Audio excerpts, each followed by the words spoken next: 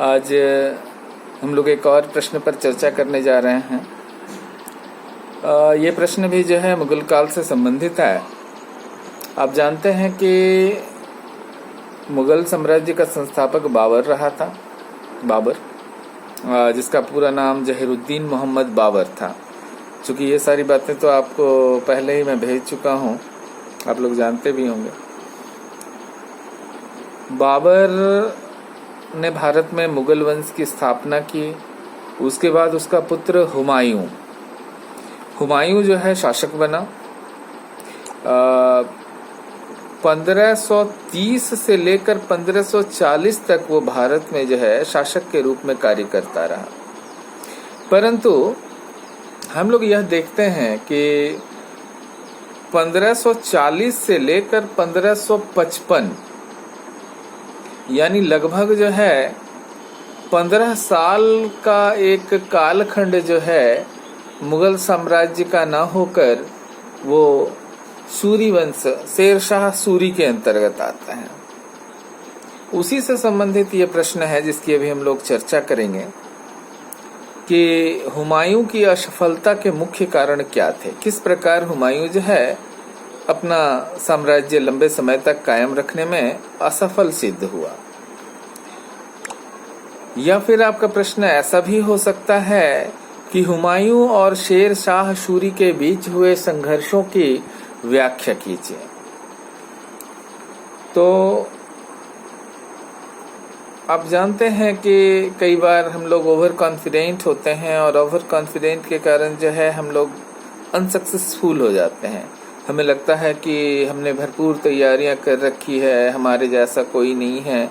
लेकिन कभी कभी कुछ ऐसी शक्तियां उदय हो जाती है, कुछ ऐसे कॉम्पिटिटर चले आते हैं जो वास्तव में आपको पराजित कर सकते हैं। ठीक ऐसे ही समय में अफगान लोगों ने जो है मुगलों को एक बार सत्ता से जो है बाहर कर दिया।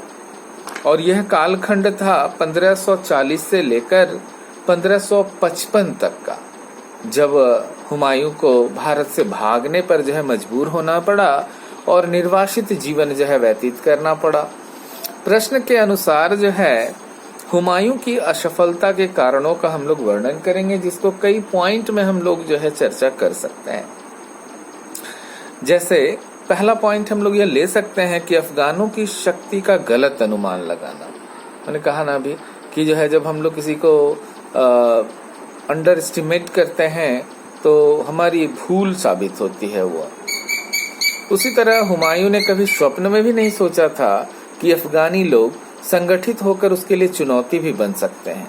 जैसे ही शेर शाह जैसे योग्य और वीर नेता जब अफगानों को मिला तो सभी जो है अफगानी लोग जो है उस वीर नेता के झंडे तले जो है इकट्ठे हो गए। परंतु ये हुमायूं की बहुत बड़ी भूल थी कि ये सारे अफगानी लोग जो है किन कारणों से जो है और किसके विरुद्ध शेर शाह के नेतृत्व में जो है जमा हो रहे हैं। कह सकते हैं कि यह हुमायूं की भयंकर भूल साबित हुई। दूसरी बात, विलासिता में डूबा हुमायूं। विलासिता का मतलब क्या समझते हैं आप? ऐशो आराम, है ना। आप जानते हैं हुमायूं जो है शराब और अफीम का दीवाना था। ये सब मादक पदार्थ है, नशा, एक प्रकार का नशा है। तो हुमायूं शराब और अफीम का जो है दीवाना था। इसके अलावे सुरा सुंदरी यानी सुंदर स्त्रियां भी जो है उसकी कमजोरियां रही। इसके अलावे उसने देश की राजनीतिक, सामाजिक, धार्मिक इन सब दशाओं को जानने के लिए जो है कोई प्रयास नहीं किया कि जिस देश में हम शासन कर रहे हैं उसका सोशल कंडीशन कैसा है, पॉलिटिकल रिलीजियस कंडीशन कैसा है, ये सब जानने का कोई कोशिश उसने नहीं किया। ये भी उसके लिए जो है या उसके शासन के लिए जो है एक खतरनाक साबित हुई। तीसरी बात, शेर शाह की सैन्य योग्यता बहुत ज्यादा थी, या शेर शाह की सैन्य योग्यता कह सकते हैं। शेर शाह का अपने सैनिकों पर पूरा नियंत्रण था, यानी उनके सैनिक जो है काफी अनुशासित थे। परंतु हुमायूं की जो सैन्य व्यवस्था थी उसमें षड्यंत्रकारियों का अड्डा था। यदि आपकी सेना सही नहीं रहेगी, सैन्य नियंत्रण राजा का सही नहीं रहेगा, तो ऐसी स्थिति में भी जो है मुसीबत का सामना करना पड़ता है। कहता उसमें साथ ही साथ हुमायूं में ये भी देखा गया कि बुद्धि की तत्परता, जिसको हम लोग कहते हैं प्रेजेंस ऑफ माइंड, उसकी भी कमी थी, अभाव था। अर्थात वह एकाएक कोई मुसीबत आने से घबरा जाता था, है ना। उस मुसीबत का सामना करने की क्षमता नहीं थी। समय पर जो है वो सही निर्णय भी नहीं ले सकता था। इन सब कारणों से जो है हुमायूं नहीं ठहर सका शेरशाह के सामने। उसे साम दाम दंड भेद ये सब की नीतियों का प्रयोग भी जो है बहुत बेहतर ढंग से करना नहीं आता था, जो कि एक राजा के लिए या संचालक के लिए जो है बहुत ही जरूरी चीज है। चौथी बात यदि देखा जाए तो उसके जो भाई लोग थे विश्वासघाती साबित हुए, है ना। कहते हैं ना कि लंका नष्ट नहीं होता, रावण नहीं मरता यदि विभीषण ना होता, यानी घर का भेदी लंका ढाए। उसी तरह हुमायूं के भाइयों ने जो है कभी बुरे समय में उसका साथ नहीं दिया। अफगानों के विरुद्ध उसकी सहायता करने के बजाय वो उसको बंदी बनाने या जान से मार डालने के चक्कर में पड़ गए कि देखा कि उसका भाई कमजोर पड़ रहा है, चलो ये मौका है, उसको मार ही डाले। कामरान ने अपनी सेना को अफगानों के विरुद्ध भेजने से इनकार कर दिया। उसका भाई था कामरान, जो कि आप लोग को डिटेल पहले ही हम दे चुके हैं।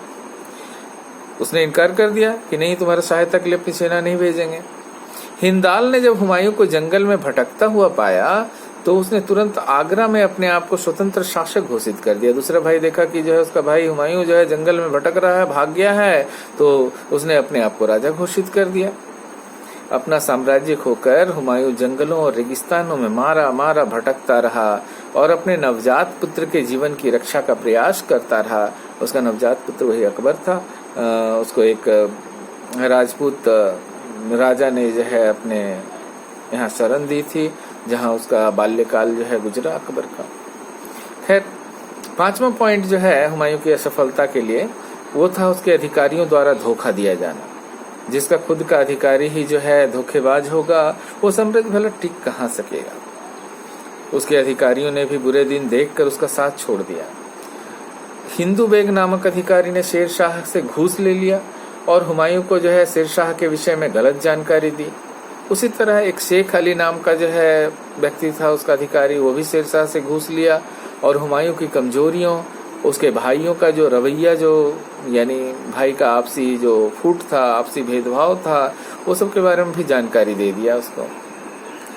और इसी तरह से कह सकते हैं कि जो अधिकारी वर्ग थे वो घुन की भांति जो है, दीमक की भांति जो है अंदर ही अंदर जो है हुमायूं के प्रशासनिक व्यवस्था को चाट लिए थे। और छठी बात यदि कहें तो वो हुमायूं की सैन्य भूल थी। हुमायूं भूल जाता था कि शेर शाह के बराबर सैनिक योग्यता वो रखता नहीं है।